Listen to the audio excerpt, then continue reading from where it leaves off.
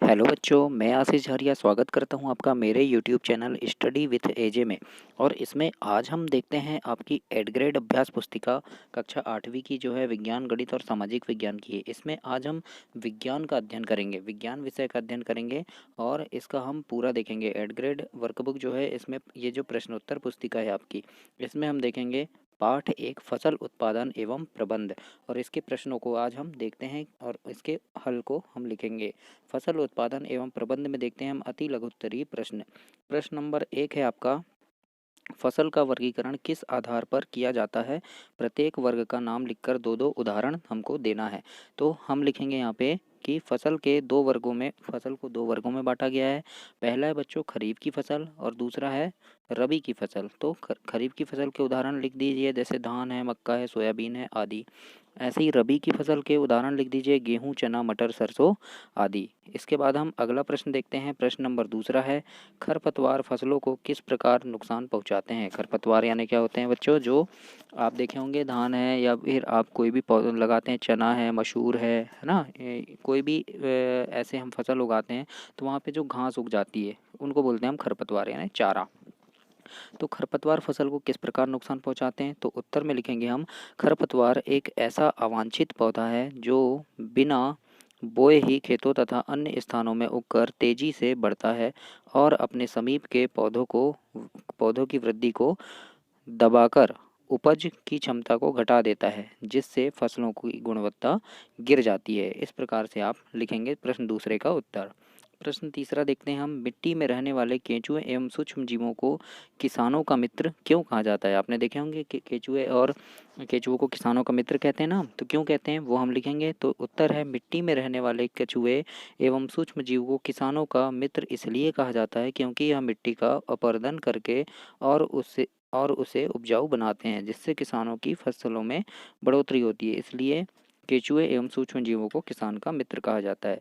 प्रश्न नंबर चौथा है अब, सीड ड्रिल यंत्र द्वारा बुआई करने से क्या क्या लाभ हैं? तो इसमें हम देखते हैं, उत्तर में लिखेंगे, बीज की बुआई में समय की बचत होती है यानी कम समय लगता है।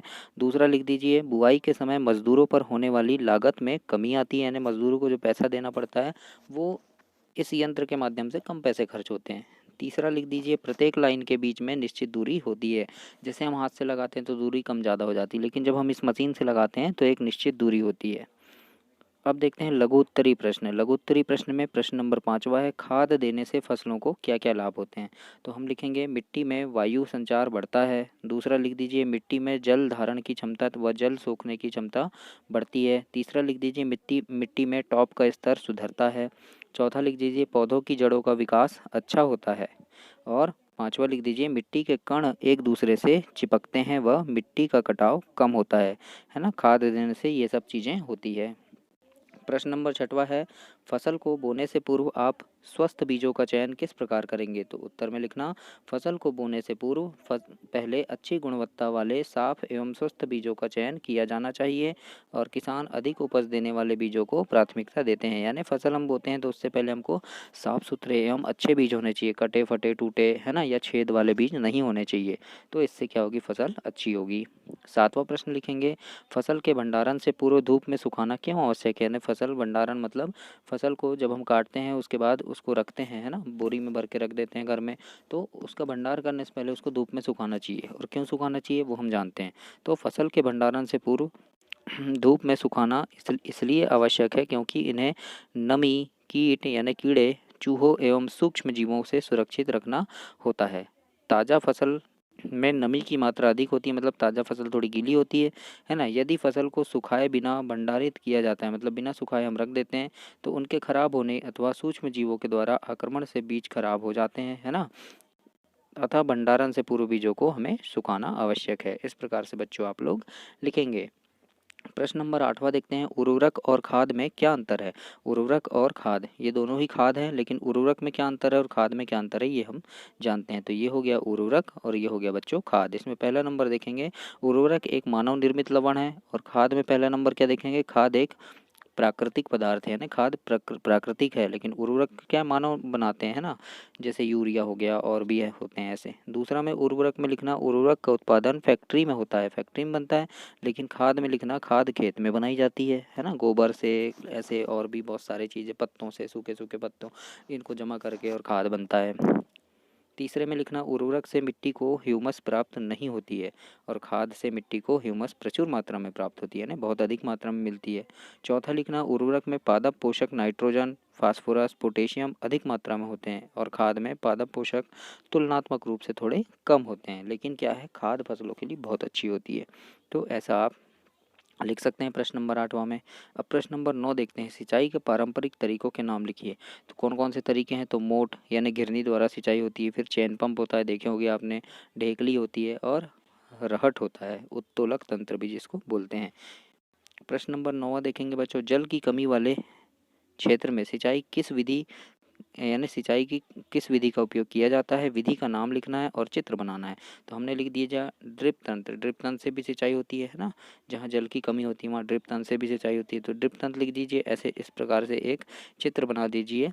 ये है ड्रिप तंत्र का चित्र बच्चों, ये कुआं है ना, इसमें क्या है, जल भरा हुआ है और ऐसे ये लगा के पूरे पौधों में ऐसे पानी जाता है ड्रिप ड्रिप से, इससे पौधों की जड़ों तक पानी अच्छे से पहुंचता है। तो इस प्रकार का एक चित्र आपको बनाना है।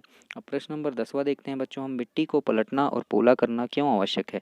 तो मिट्टी को पलटना और पोला करना इसलिए आवश्यक है क्योंकि इसमें पौधों की जड़ें भूमि में अच्छी गहराई तक जाती हैं, है ना। पोली मिट्टी केंचुओं और सूक्ष्म जीवों की वृद्धि करने में सहायता करती है, यानी मिट्टी पोली होगी तो केंचुए और सूक्ष्म जीव उसमें अच्छे से रहेंगे, बढ़ेंगे, जिससे मिट्टी और अच्छी होगी। मिट्टी को पलटने और पोला करने से पोषक तत्व बाहर आ जाते हैं, यानी मिट्टी को जैसे हम पलट दिए तो अंदर जो पोषक तत्व वो भी ऊपर आ जाते हैं, तो उनसे भी हमारी फसल बहुत अच्छी होती है।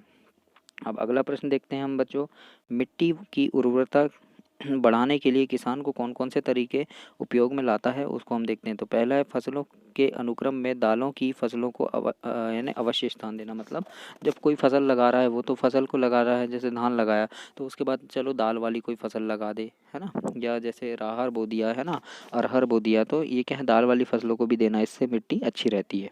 गहरी जड़ें वाली फसलें लेने के बाद उथली जड़ वाली फसल उगाना, मतलब ऐसी फसल उगाया उसने जिनकी जड़ें गहरी जाती है, तो उसके बाद थोड़ी उथली वाली जड़ वाली भी फसल उगाना चाहिए।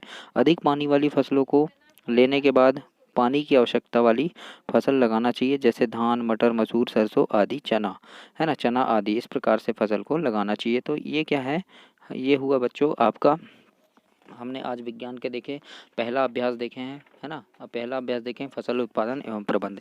ऐसी ही वीडियो आपको और भी मिलेगी, तो चैनल को जरूर सब्सक्राइब करें, ताकि और मैं आपको पूरे सब्जेक्ट की वीडियो कराऊंगा, सामाजिक विज्ञान की, गणित की, और आपकी लर्निंग आउटकम्स की वर्कबुक भी कराऊंगा, और आपकी गणित की वर्कबुक भी मैंने कराया है, तो प्लेलिस्ट में जाकर उनको ज़रूर देखें, और अपने दोस्तों से भी बोले कि वे भी चैनल को सब्सक्राइब करें। धन्यवाद बच्चों।